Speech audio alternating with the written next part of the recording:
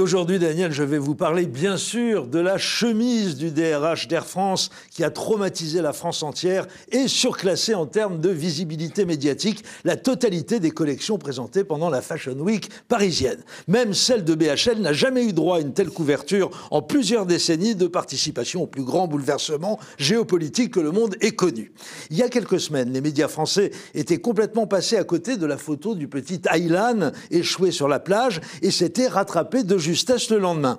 L'image du DRH d'Air France escaladant la grille torse nu, tel un migrant soudanais à la frontière hongroise pour échapper aux griffes des zombies liquétophages de la CGT, celle-là, ils ne l'ont pas ratée.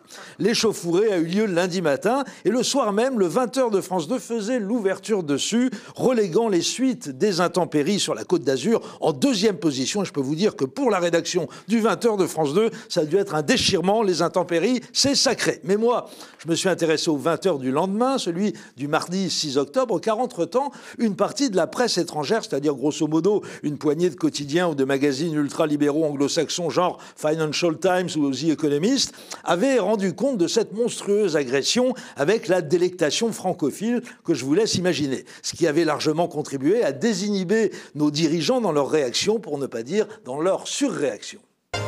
Bonsoir à tous. Dans l'actualité ce soir, l'affaire Air France prend un tour politique. Manuel Valls dénonce des voyous. Nicolas Sarkozy parle de chienlit. François Hollande s'inquiète pour la réputation de la France. L'image fait la une dans le monde. Où en est l'enquête? Luc Bazizin nous répondra. Alors, on a déjà un indice sur ce qui va se passer dans la suite du journal. Où en est l'enquête? Vous noterez au passage que le look de Luc Bazizin n'est pas sans évoquer celui des inspecteurs du 36 quai des Orfèvres de la grande époque. On continue. Bienvenue à tous. Il y a donc des images qui ne passent pas. Les scènes de violence hier à Air France ont fait le tour du monde et elles prennent une tournure politique. Je vous le disais, Manuel Valls n'a pas mâché ses mots, il évoque des agissements de voyous. Le Premier ministre a ensuite été directement pris à partie à l'Assemblée. Magali Boissin, Christophe Kenck. Air France sous le choc. Et un Premier ministre qui affiche sa fermeté après les violences d'hier, depuis le siège de la compagnie. Les agissements sont l'œuvre de voyous. La justice devra identifier ceux qui se sont livrés à cette violence inqualifiable. Alors des voyous, carrément. Manuel Valls ne précise pas à quel type de voyous il fait référence. Des voyous du style Jérôme Cahuzac, son ancien collègue, ou plutôt du genre comme son copain Serge Dassault. Quelques minutes auparavant, Manuel Valls serrait la main du directeur des ressources humaines agressé hier matin. Objectif, montrer son soutien total à la direction d'Air France. S'en prendre à un homme, chercher à l'humilier, ça c'est intolérable. Stop. Bon, ça fait maintenant près de 2 minutes 30 que le sujet est commencé. Des mots forts y ont été prononcés. Violence inqualifiable, agressé, sous le choc, voyou, chienlit, réputation de la France intolérable. Et pourtant, on a l'impression qu'il manque quelque chose. Imaginez que vous arrivez de vacances en Patagonie, vous venez de poser votre sac à dos pour regarder le journal, et vous trouvez qu'il y a quelque chose qui cloche. Alors, vous regardez la suite. Et pourtant, à l'extérieur du siège d'Air France, les salariés sont partagés. Certains refusent de condamner leurs collègues. Moi, ça me choque pas du tout et je pense qu'il y a des gens vraiment qui... Je vais pas dire qu'ils méritent ça, mais il y a un moment, il faut faire attention à ce qu'on fait. Faire attention à ce qu'on fait. Mais de quoi il parle? Vous aussi, Daniel, vous sentez qu'il manque quelque chose dans ce début de JT. On va bien finir par trouver. On continue. Une affaire qui devient politique. Ce matin, l'ancien président de la République, Nicolas Sarkozy, monte au créneau. C'est la chienlit, c'est le délitement de l'État. La chienlit, un terme attribué au général de Gaulle en mai 68, qui crée la polémique à l'Assemblée. Où étiez-vous? Où êtes-vous, monsieur le Premier ministre? Où est l'État actionnaire qui doit taper du poing sur la table pour faire cesser cette chienlit? Ça valait le coup de revenir de Patagonie, c'est quand même mai 68 qui recommence.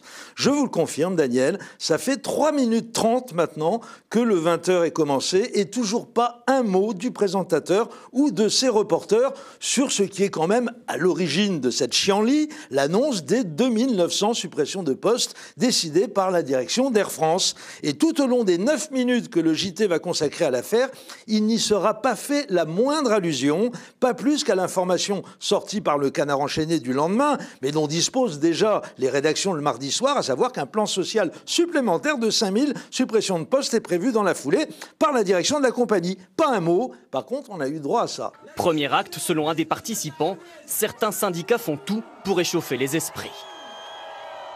Je vous confirme qu'il y a des responsables syndicaux qui sortaient de la salle alors que le président était en train d'annoncer qu'il n'y aurait pas de licenciement, qui sortaient, qui allaient voir la foule, les manifestants qui étaient bloqués à l'entrée et qui leur annonçaient que le président venait de dire qu'il y aurait 2900 licenciements secs. Ah, ça y est, enfin un intervenant qui évoque les fameux 2900 postes supprimés, mais il a fallu aller le chercher chez Éric Brunet sur RMC. Mais mon passage préféré, c'est celui-ci. Cet homme, par exemple, à droite de l'image, tente de s'approcher d'un dirigeant et lui porte un coup à la tête. Puis d'autres déchirent sa veste. Oui, alors, bravo les gars, hein, joli boulot. Le skinhead de la CGT avec son crâne rasé qui est en train de mettre des taquets au DRH, on le voit bien hein, dans le rond de lumière de votre poursuite vidéo. J'espère que les flics vous ont autorisé à participer à l'interrogatoire. Hein, c'est du délinquant, c'est la moindre des choses. Qu'est-ce qu'il en dit, l'inspecteur Bazizin ? Bonsoir Luc Bazizin, vous suivez les événements pour nous à Roissy. Une enquête en flagrance, comme on dit, a donc été ouverte. Est-ce que la procédure avance? Y a-t-il les premiers éléments? La procédure avance, David, puisque l'identification des agresseurs est en cours grâce au visionnage des caméras de vidéosurveillance du siège d'Air France qui ont filmé la scène hier matin, et puis grâce au témoignage des personnes qui étaient présentes au moment des faits. Ouf, on est rassuré, ce ne sont pas les images de France 2 qui vont servir à punir les voyous. En tout cas, il m'a laissé une drôle d'impression, ce 20h de Pujadas, la même que celle que j'avais éprouvée il y a quelques années, lorsque les salariés de Continental avaient été jetés à la rue par leurs actionnaires.